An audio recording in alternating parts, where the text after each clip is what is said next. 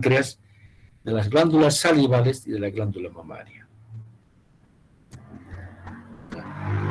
También podemos encontrar en las zonas foliculares de los folículos ováricos cuando están proliferando. En el folículo ovárico bilaminar o trilaminar. ¿Sí? Vemos acá un conducto donde vemos solamente dos capas, dos capas esquemas, y aquí tenemos igualmente otro esquema con dos capas de células. ¿Ya? Su función de absorción o de secreción, además de revestimiento.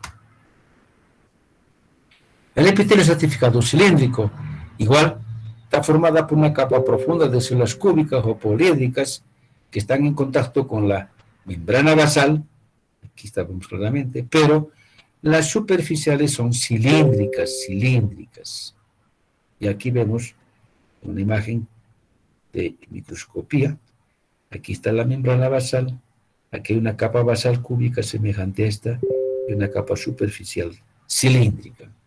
¿Dónde se localiza? A nivel de la conjuntiva ocular, en los grandes conductos excretores y algunas regiones de la uretra masculina. Su función de protección primeramente a este conducto, de secreción, pueden producir un producto, o de absorción, pueden absorber sustancias, principalmente líquidos, del interior de los conductos.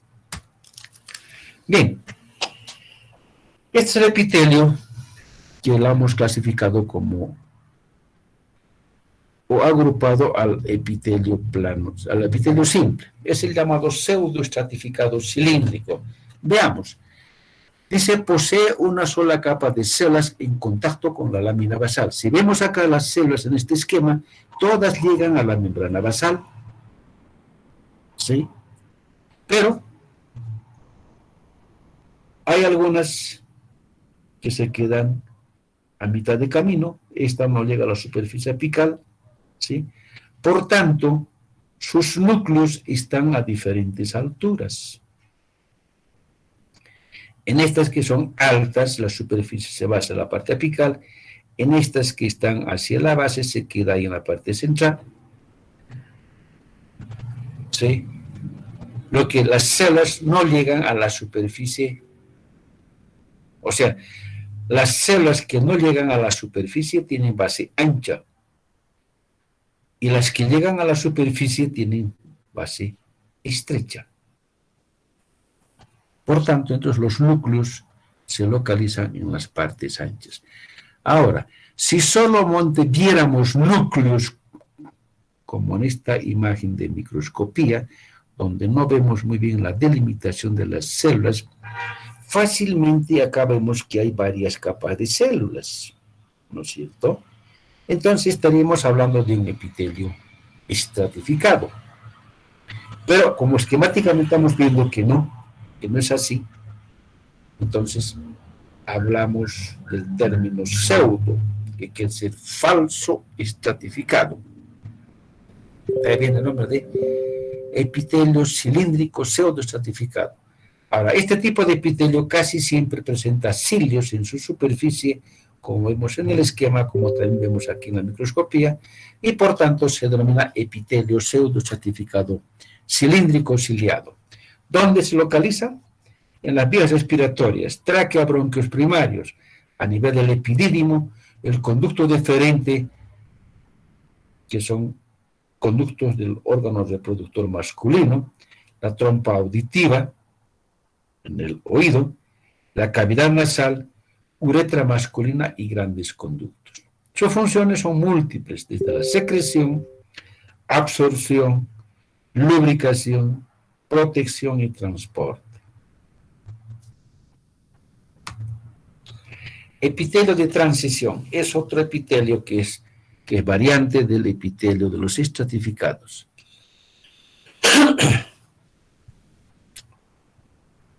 Se pensaba que era una transición entre el epitelio estratificado plano y el estratificado cilíndrico.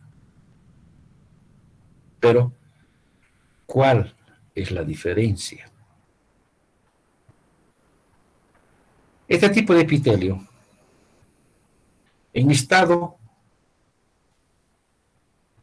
de no presión, aclaremos eso de no presión, son epitelios que se encuentran exclusivamente en las vías urinarias, en el riñón, desde los cálices renales hasta la uretra. Pongamos el ejemplo de la vejiga urinaria. La vejiga urinaria es un reservorio, es una bolsa nada más que va acumulando orina hasta el momento que sea eliminado, ¿sí? Cuando la vejiga está vacía, es el estado de reposo de las células. Las células son altas, ¿sí? Y en estas circunstancias, las células superficiales son grandes. Algunas pueden ser binucleadas. Se denominan células en sombrilla en comparación a una sombrilla que todos conocemos que nos protege del sol o de la lluvia, y por debajo podemos caber 2 o más personas. En este caso, esta célula está por 1, 2, por encima de 3 células, ¿sí? Está como una sombrilla. Y lo vemos también acá, la imagen de microscopía, 1, 2, 3 células, está igual por 1, 2, 3 células. Vemos acá, por ejemplo, una célula con 2 núcleos, igual que esta o igual que esta del esquema. Bien, también se conoce con el nombre de células de Dogiel. Estas células es el nombre de la persona que descubrió.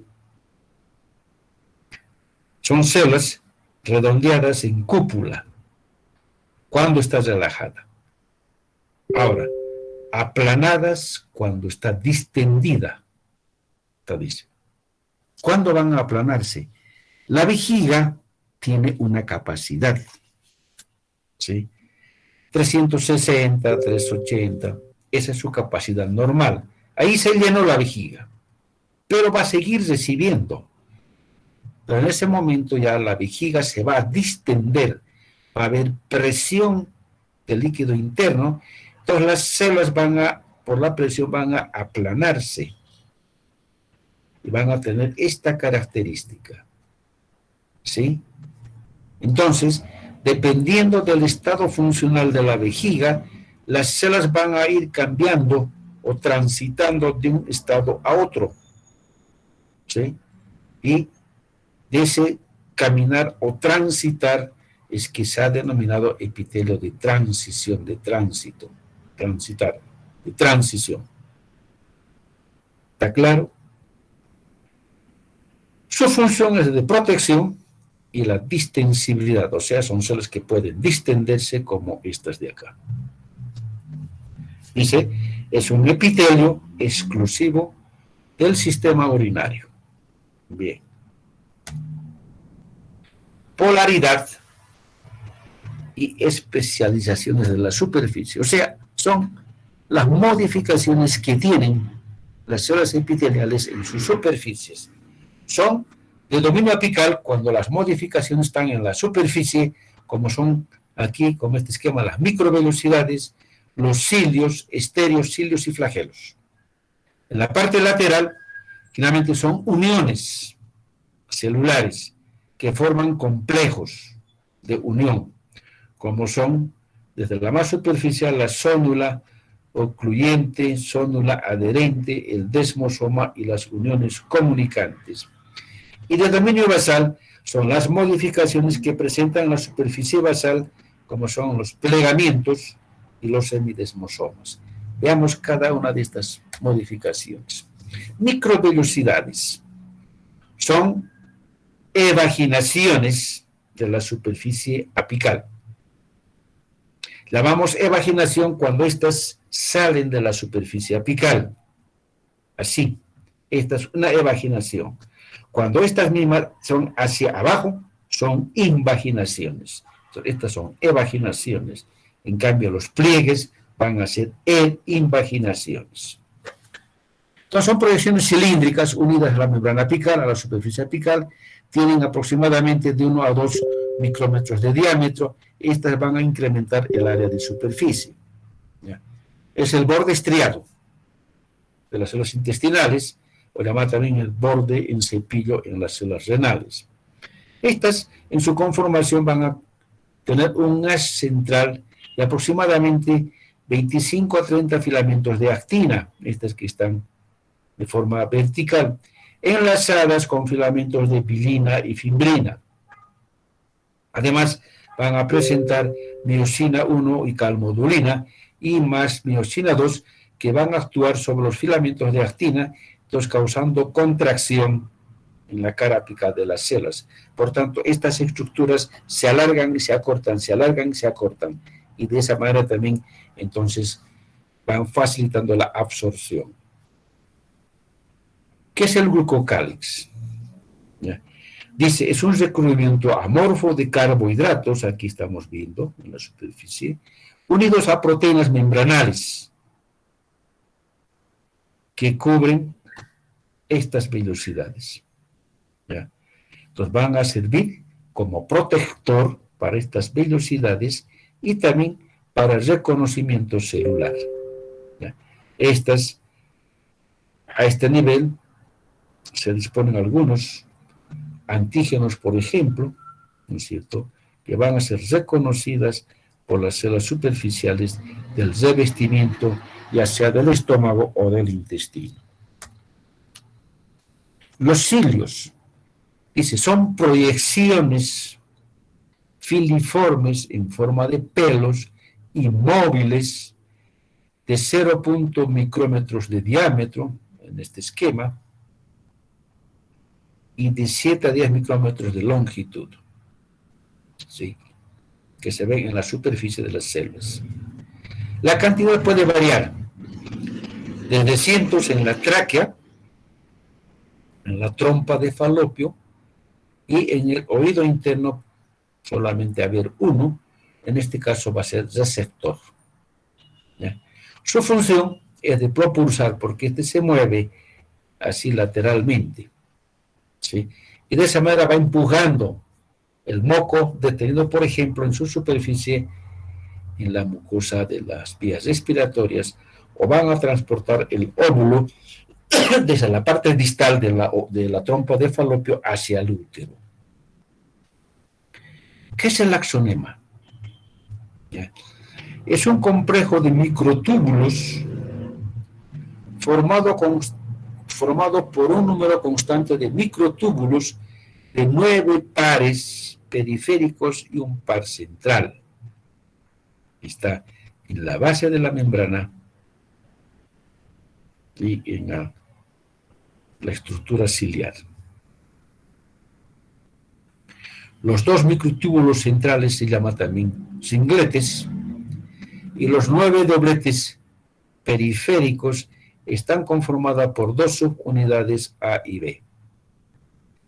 El cuerpo basal, en la parte donde va a emerger el cilio, tiene una estructura muy similar al centriolo, ¿sí?, que se va a diferenciar del axonema, porque aquí van a ser tripletos, 3 microtúbulos, en cambio acá son dupletos, 2 microtúbulos, ¿sí?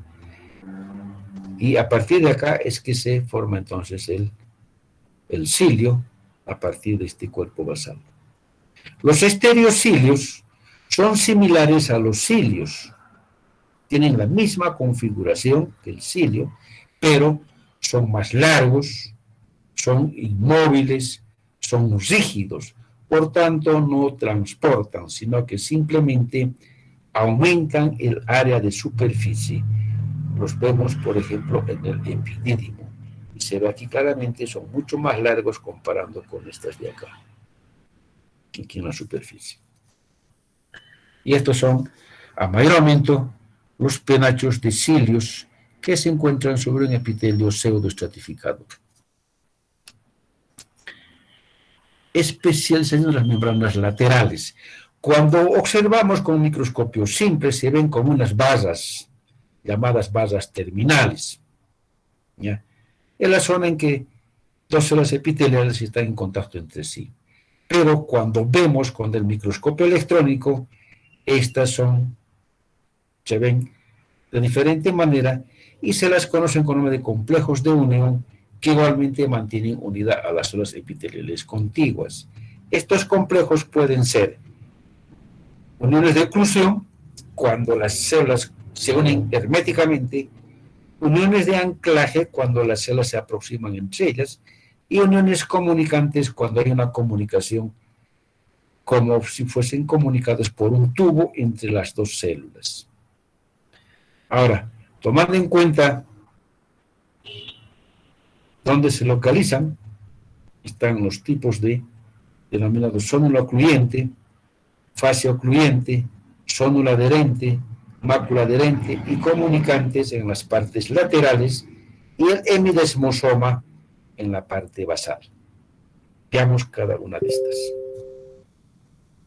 Esta es una imagen de microscopía electrónica donde vemos claramente dos células. De aquí hay una y esta es otra célula. Aquí está la porción lateral y vemos entonces acá estas uniones. La primera unión, que es esta de acá, ¿no es cierto? Esta zona oscura es la zona ocluyente, luego le sigue la zona adherente, esta mancha es la mácula adherente y la unión comunicante está un poco mucho más por debajo. Las zonas oclusivas es la unión más superficial de la célula.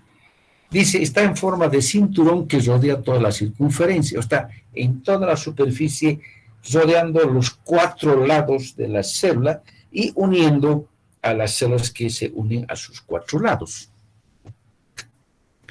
Dice, se observan como zonas de fusión y separación dentro de una distancia de 0,1 a 0,3 milímetros. ¿Sí? Aquí entonces está unida, aquí se separa, unida, se separa las hojas externas de la membrana plasmática.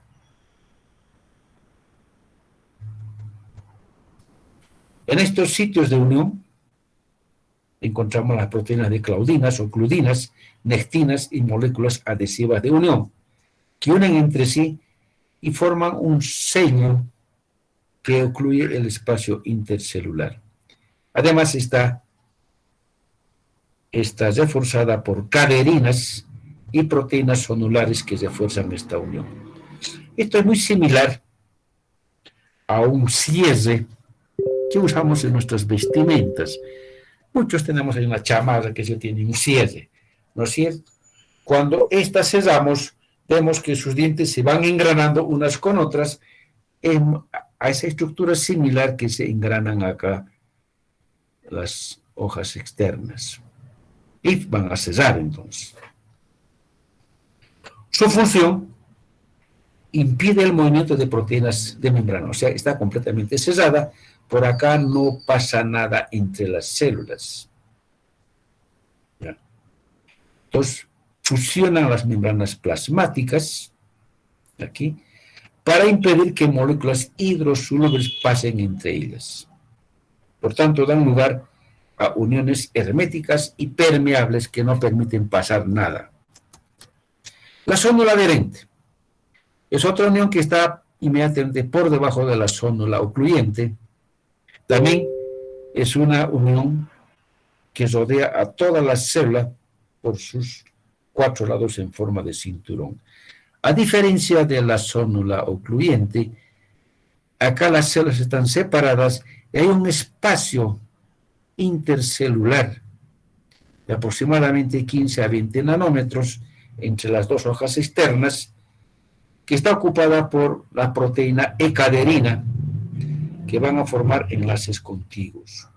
En la superficie citoplasmática, en este sitio de unión, existen haces de filamentos de actina que se unen mediante la catenina, vinculina y lactina alfa. Por tanto, estas estructuras, haces de filamentos, van a unir también el citoesqueleto a ambos lados de las células. ¿Qué es la fascia adherente? Es similar a la zónula adherente, parecido a esta, pero no rodea completamente a la célula, sino está en forma de cinta, como ocurre, por ejemplo, en la unión del músculo cardíaco en sus partes laterales. ¿Sí? Una fibra con otra fibra de músculo se va uniendo por sus partes laterales, y acá tenemos dos tipos de unión, estas que son los desmosomas en forma de manchas, y entre estas están entonces este tipo de uniones que son las células adherentes.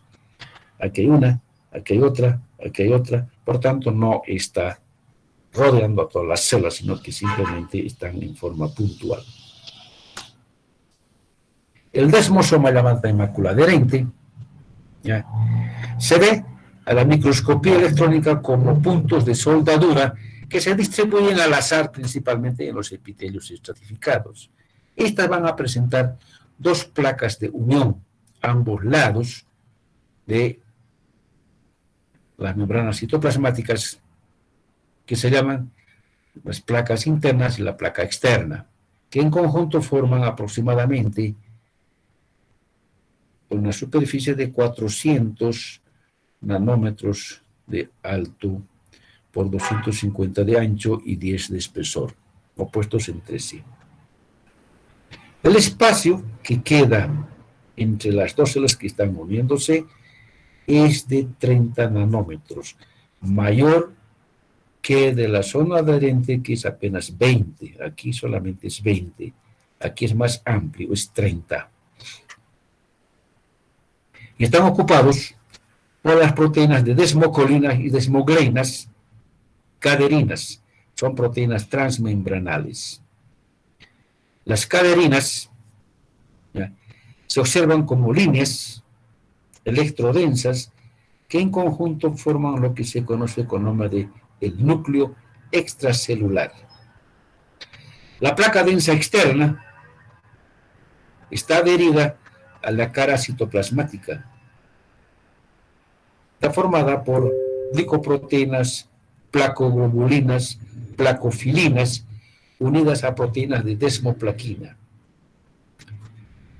Principalmente la desmoplaquina está en contacto por filamentos intermedios, que son estas de acá, de queratina, en forma de bucles o en forma de horquilla, que forman la placa interna,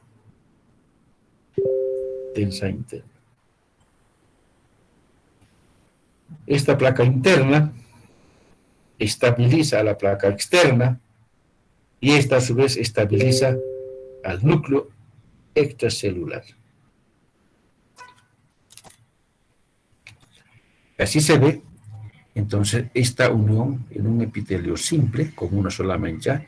En cambio, un epitelio estratificado, vemos acá, son uniones tan al azar en las diferentes caras de las células de un epitelio estratificado. Conexiones comunicantes. Dice, su función es de regula la comunicación intercelular. Además, permite el paso de pequeñas moléculas entre las dos células adyacentes. Acá tenemos una célula y acá tenemos otra célula. Ahí vemos las tres capas de la membrana plasmática a ambos lados. Una conexión está formada por dos conexones, una para esta célula y la mitad para esta célula. De aquí para acá una mitad y de aquí otra mitad. Dos conexones. La hendidura, o sea, el conducto en sí, es de aproximadamente 2 a 4 nanómetros. Aquí estamos viendo solamente la mitad, partida por la mitad. Estas conexiones está formada por 6 proteínas de cada lado. Aquí tenemos 1, 2, 3, llamadas conexones. Las otras 3 están en la otra mitad, que se conocen con nombre de proteínas de canales transmembranales o conexinas, y forman los conexones del hemicanal. Y así está conformada. Ahora, estos canales pueden abrirse o pueden cerrarse, y van a depender de la concentración de calcio y el pH. que van a regular el cierre o la apertura, ¿sí? Así, por ejemplo, cuando el pH es bajo y el calcio es alto, se va a cerrar. Por el contrario, cuando el pH es elevado, aquí era bajo, y el calcio es bajo, aquí era alto, se va a abrir, ¿sí? Entonces, de forma inversa y recíprocamente se abre o se cierra por las concentraciones tanto de calcio como del pH. ¿Qué encontramos a nivel de la membrana basal? Son las invaginaciones, que son estas de acá. Ahora son los pliegues que se introducen en la membrana basal. Ya aclaramos, hacia arriba es evaginación. En este caso es hacia abajo y se llama invaginación. Entonces son repliegues en forma de dedos, ¿no es cierto? Y por tanto estas aumentan la superficie basal. Entre estos plegamientos, este es un plegamiento y este es otro plegamento, sus espacios van a estar ocupadas por mitocondrias, aquí está, ¿sí? Es microscopía electrónica, ahí están los pliegues, abundantes mitocondrias están allá, porque a este nivel va a haber una gran actividad porque estas generalmente cumplen la función de absorber. Entonces, para el desenvolvimiento de esa función de absorción hay bastante gasto de energía y son las mitocondrias que le van a proveer para proporcionarse energía para el transporte activo de iones y estableciendo un gradiente osmótico para el movimiento del agua principalmente en los epitelios como en los túbulos renales. Esta compactación de las invaginaciones y la disposición abundante de mitocondrias da un engrosamiento de la superficie basal de aspecto estriado, y de ahí que se conoce como la chapa estriada.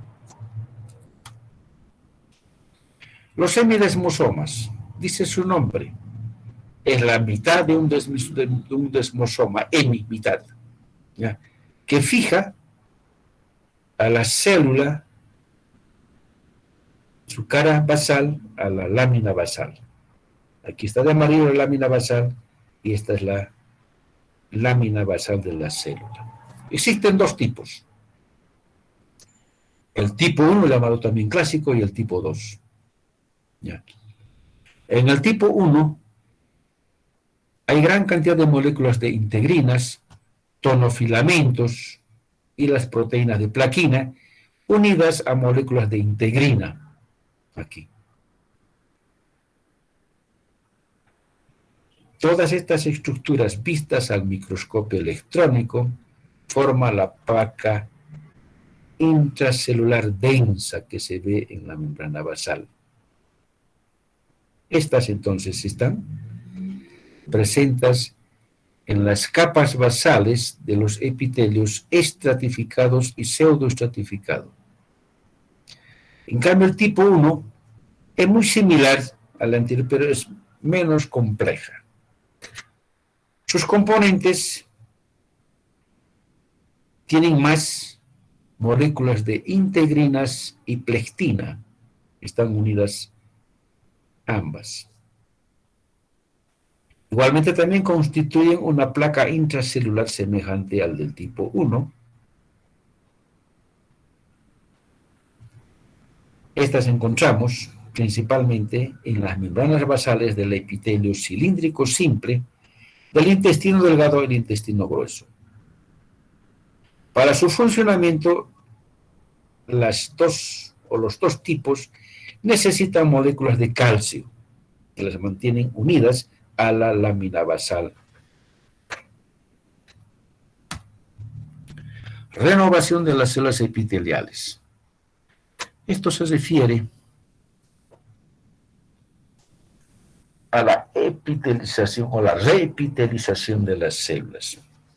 Las células que revisten las superficies constantemente están formándose y están eliminándose. ¿Ya? De ahí que hay zonas donde hay alto grado de deposición, y está relacionado principalmente con su función y su localización. Así, por ejemplo, las células de la piel o la epidermis se van renovando constantemente a partir de las células basales por división celular cada 28 días. ¿Sí? Las células del epitelio de la piel generalmente se dividen por la noche. Nuestras células que anoche se han dividido y han dado nuevas células, de aquí a 28 días van a llegar a la superficie y se van a eliminar. En cambio, las células del intestino, su reemplazo es menor, cada 6 a 8 días. También a partir de las células regenerativas que se encuentran en las partes basales de los pliegues intestinales. Ahora, esta renovación periódica de los epitelios hace que la población celular se mantenga toda la vida. O sea, siempre vamos a tener el mismo número de células que están revistiendo un segmento de intestino o un segmento de piel. A eso se refiere, que se mantengan toda la vida con la misma población.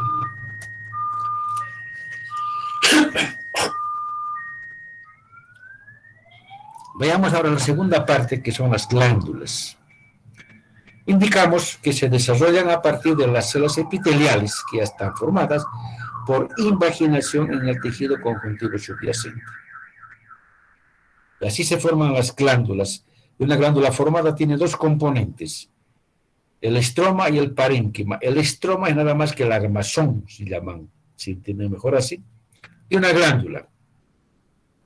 Y está representada por la cápsula que recubre externamente a toda la glándula, las trabéculas o tabiques que dividen en segmentos más pequeños y una malla reticular de fibras reticulares en forma de redes que están presentes en toda la glándula. Y el parénquima se refiere a las estructuras donde se produce la secreción, que se conocen como unidades secretoras, y los conductos que nacen en las unidades que son las que se van a encargar de llevar el producto hacia afuera. Aquí vemos una imagen esquemática de una parte de una glándula, que lo tienen en el libro. Es un lóbulo glandular. Esta que está pintada de amarilla, está por fuera, es la cápsula. ¿Sí? O si quieren, la cáscara, de aquel ejemplo que les di de la naranja. Estas son las trabéculas o los tabiques que dividen en compartimentos menores a una glándula. Es un lóbulo, y estas partes pequeñas van a ser ya los lóbulitos. Y habrá tejido reticular que no se ve acá en forma de Z en toda la glándula. Y las unidades del estroma son las unidades secretoras, que son estas estructuras redondas que están acá, donde se produce la secreción, y de ahí nacen los conductos, cada vez de calibre en aumento, hasta el conducto principal, que va a eliminar todo el producto secretado por la glándula. Así, estos conductos, desde que se inician, que se conocen como conductos intercalados, porque están intercaladas con las unidades, van teniendo epitelio cúbico, van aumentando epitelio cilíndrico, epitelio pseudoestratificado, estratificado, los grandes conductos. ¿Cómo se clasifican? Hay una primera clasificación tomando en cuenta el lugar donde vierten o eliminan su producto. ¿Ya? Y así tenemos las glándulas exócrinas cuando eliminan a las superficies internas o externas. El sudor, por ejemplo, se elimina a la superficie externa. Los jugos intestinales, por ejemplo, se eliminan a la superficie interna. Se llaman endócrinas cuando su secreción lo hacen directamente al torrente sanguíneo o al torrente linfático. Y anficrinas es cuando la glándula tiene los dos componentes, exocrino y endocrino. Hay otras clasificaciones. Veamos ahora la clasificación de las glándulas exocrinas, primeramente. Estas de acá, después veremos estas. Estas se clasifican tomando en cuenta el número de sus células en células unicelulares, en la que una sola célula es glándula, y multicelulares, en la que está formada por cientos, miles de células. A su vez, estas se van a clasificar por la forma de su unidad secretora, en tubulares, cuando tiene la forma de un tubo, acinarios o alveolares, o la combinación de estas, que son tuboalveolares, también las saculares. Y tomando en cuenta su conducto, simples cuando tienen un solo conducto, compuestas cuando su conducto es ramificado. Por la naturaleza de su secreción en glándulas mucosas, serosas, la combinación de estas mucoserosas u oleosas o aceitosas. Y por la forma como exteriorizan su producto en glándulas holocrinas, apocrinas y merocrinas. Es una gran variedad de tipos glandulares y describamos cada una de ellas. Aquí están las glándulas unicelulares, son tanto exocrinas como endocrinas. En las exocrinas, la glándula típica es la glándula caliciforme, que secreta moco, es una sola célula y es una glándula unicelular. En las endocrinas son las células que forman también endocrina, secreción endocrina, son las células del sistema neuroendocrino difuso. Ambas están entremezcladas con las células de revestimiento epitelial de algunas estructuras. En este caso, por ejemplo, aquí hay un epitelio de revestimiento del intestino, donde estas de color blanco son las células caliciformes. Y entre ellas también están estas, también en la mucosa del estómago o del intestino, ¿sí? Entremezclada con las células epiteliales. Tomando en cuenta el tipo de secreción, o sea, estamos acá, o la naturaleza, mucosas serosas. Las unidades que la producen, aquí tenemos en esquema, ¿ya?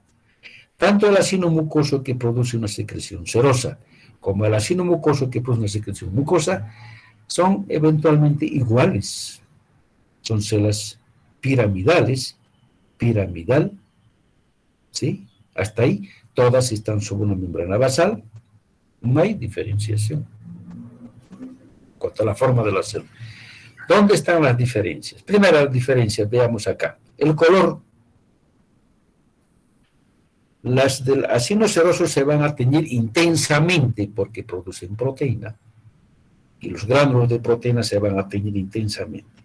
En cambio, la unidad mucosa produce contenido a base de hidratos de carbono, por tanto, esta no se tiñe normalmente con la hematoxilina usina, que es el colorante que más utilizamos, y por tanto se van a ver de una forma pálida, ¿sí? La coloración. Los núcleos es lo más notorio. De la unidad serosa es redondo hacia la base. Del mucoso es plano hacia la base. Esto es lo más característico para poder diferenciar entre mucoso y seroso. La luz o el lumen interno, esto de acá, es más amplio en el mucoso que en el seroso. Ahora bien, una glándula puede llevar solo unidades mucosas o solo unidades serosas, o puede llevar ambas, o puede tener ácidos mixtos, como en este esquema, en la que a una unidad mucosa como esta, que es muy idéntica a esta, se adhiere por su parte externa una semiluna serosa, una de estas en forma de semiluna, característico por sus núcleos esféricos. Y por tanto, el ácido es mixto y la secreción es mixta. Veamos acá, por ejemplo, este ejemplo. Vemos acá una unidad puramente mucoso, ¿sí? Aquí está más claro, núcleos planos. En cambio, esta es una unidad serosa, sus núcleos son esféricos, mucho más pequeños. En cambio, esta es una unidad mixta. Aquí a una unidad mucosa típica con células piramidales, con sus núcleos planos, se adhiere acá una semiluna serosa. Estamos hablando de esto. ¿Sí? Aquí está en microscopio. Tenemos aquí otra con acá su unidad mucosa. Esta es netamente serosa. Esta, que tiene su luz más amplio, también tiene núcleos esféricos. Esta ya corresponde a un conducto. Si comparamos esta luz con esta de aquí, apenas vemos acá, en cambio aquí es amplio, ancho, este es conducto.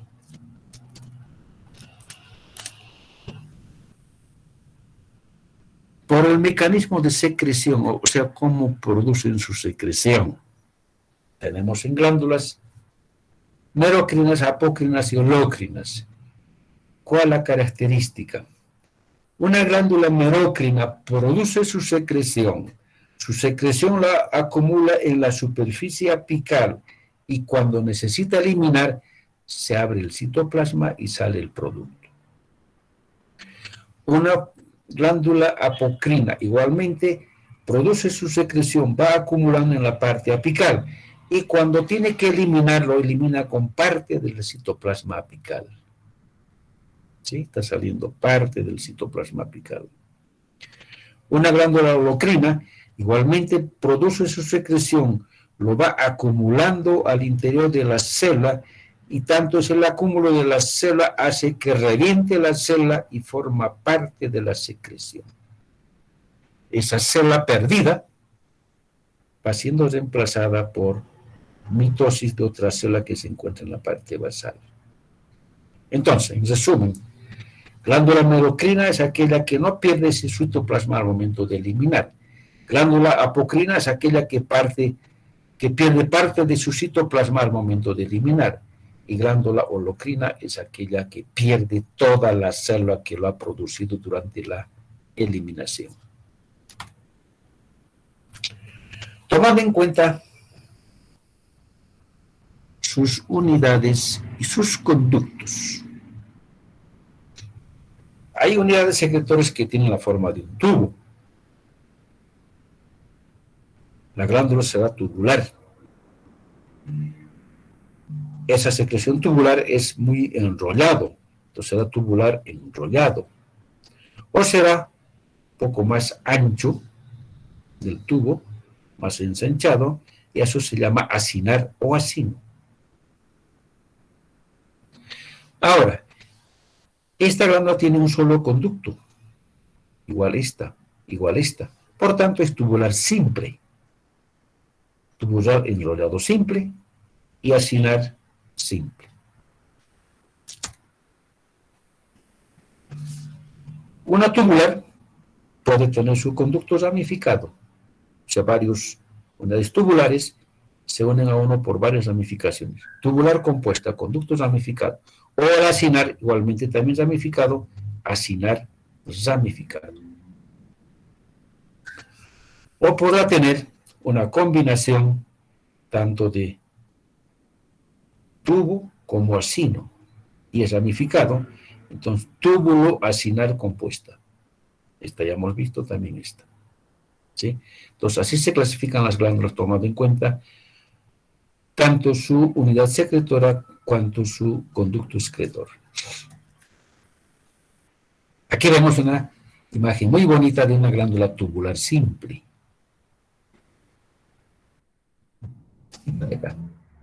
¿Sí? Tubular simple. Aquí está. Encontramos a nivel de la mucosa del intestino. Esta es la mucosa del intestino. Todo esto de acá es mucosa. Esta es la única que estamos viendo en corte en toda su longitud. Estas otras son igual que estas, solo que se han cortado en la parte basal, parte intermedia, la porción apical o la parte superficial. ¿Sí? Pero esta nos hace ver claramente una glándula tubular simple. Esta ya hemos visto por células es una glándula tuboalveolar compuesta, porque las unidades tienen varios conductos y las unidades pueden ser de tipo tubular o de tipo acinar. Estamos viendo simplemente en cortes transversales, ya no estamos viendo en cortes longitudinales. Tubosidad compuesta. Las glándulas endocrinas es la otra clasificación de las glándulas, ¿sí? Estas no tienen conducto de excreción, por tanto sus secreciones, que se llaman hormonas, son liberadas directamente a los vasos sanguíneos o a los linfáticos para que se distribuyan hacia los órganos diana. El órgano diana es donde va a actuar la hormona. Así, por ejemplo, la hormona producida en la hipófisis, que está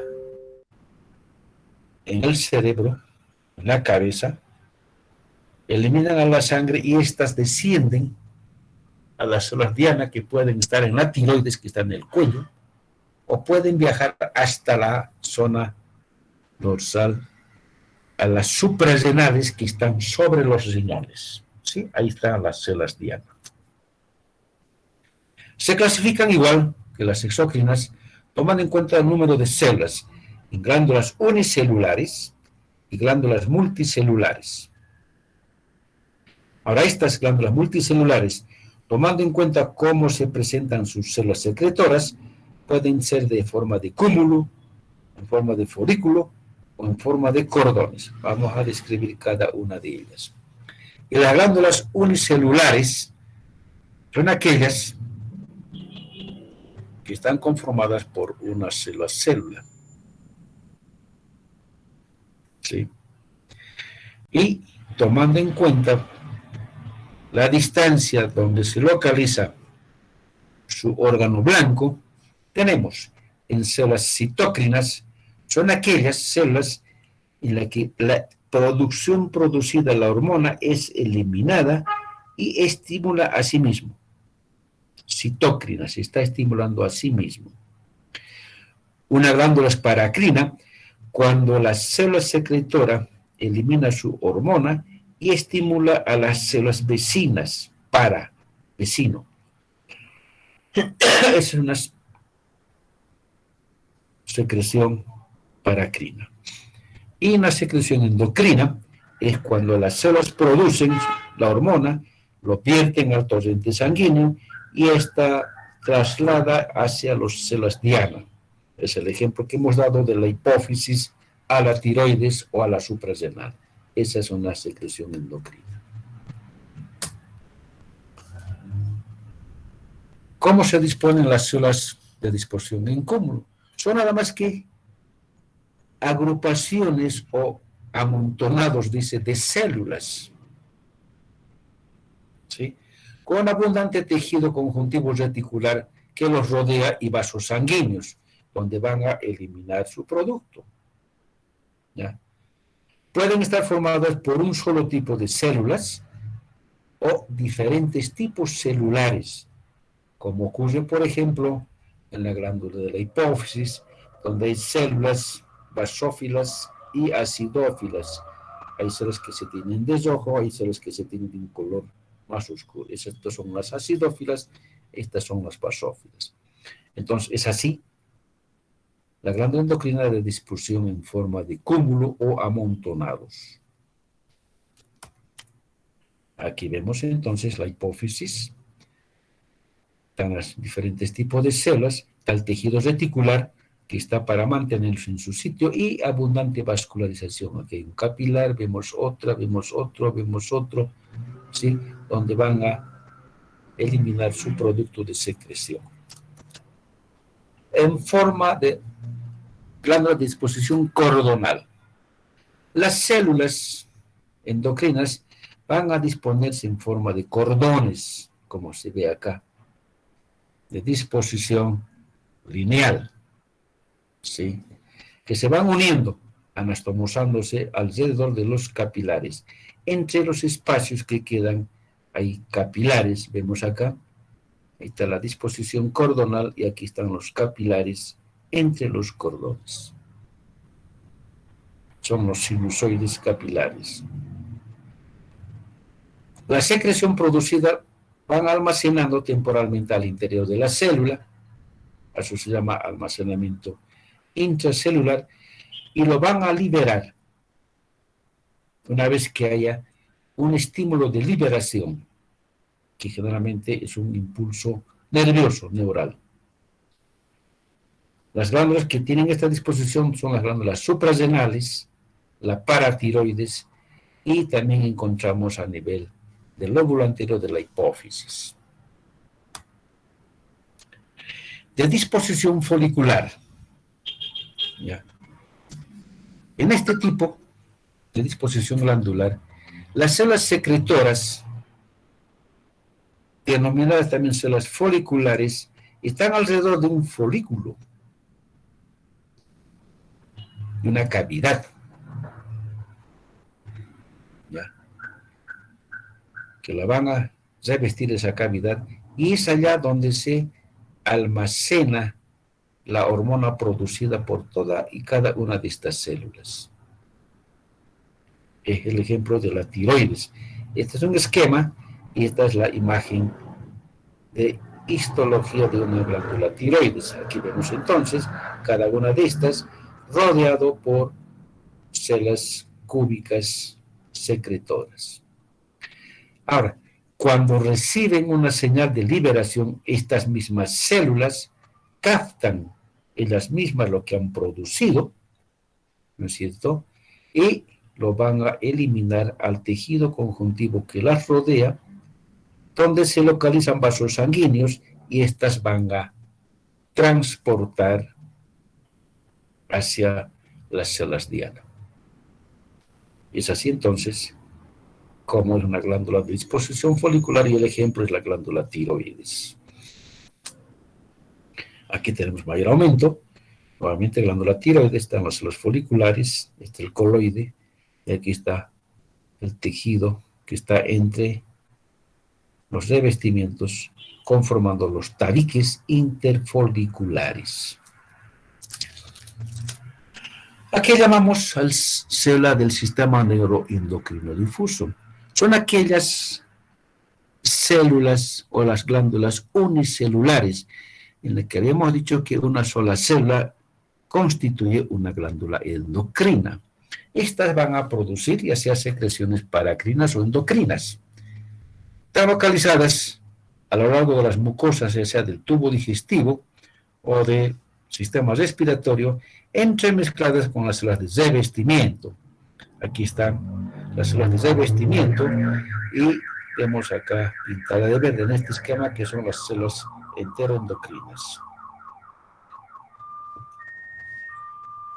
Estas pueden ser de tipo abierto o de cerrado. Esto es nada más porque las células como en estas pueden llegar hacia la luz o simplemente quedarse hacia la base, ¿no? Y no tenemos un ejemplo de eso. Ahora, muchas de estas células en el pasado se denominaron células argentafines o argirófilas porque se coloreaban con colorantes de plata. Actualmente se conoce con el nombre de células del sistema neuroendocrino difuso. Así se las conoce ahora. Y por último veamos una glándula mixta. Veamos en la primera clasificación aquellas glándulas que tienen secreción tanto exocrina como endocrina. ¿No es cierto? Dice, su parénquima, o sea, la parte secretora, contiene las secretoras exocrinas que producen secreción enzimática, por ejemplo, y unidades endocrinas que secretan hormonas. Entre estas tenemos el páncreas, el ovario o como también el testículo. Aquí tenemos el páncreas.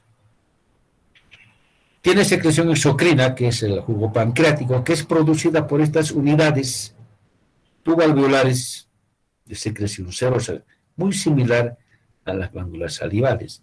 Y en medio de ellas está esta otra, que es muy diferente, que es la parte endocrina, que se conoce con el nombre de los islotes de Langerhans, que está conformada por diferentes tipos de células y que producen diferentes tipos de hormonas.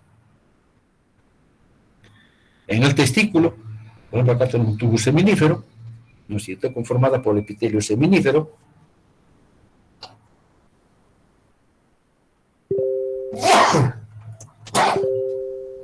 Disculpen por el lapsus.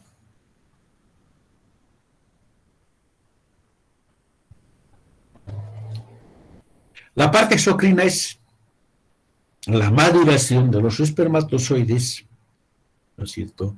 Y se eliminan como tal. Es su secreción exocrina.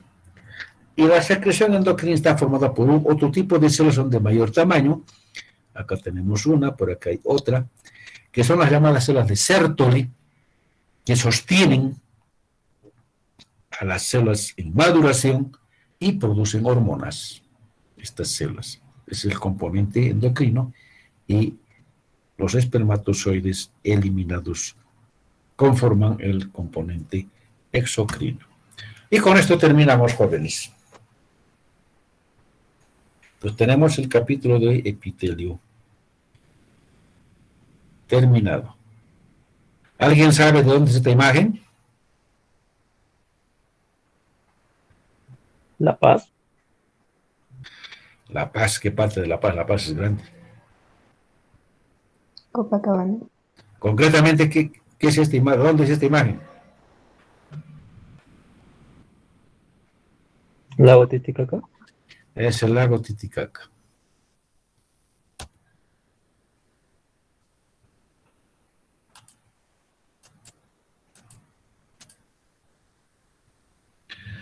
¿Alguna pregunta, jóvenes?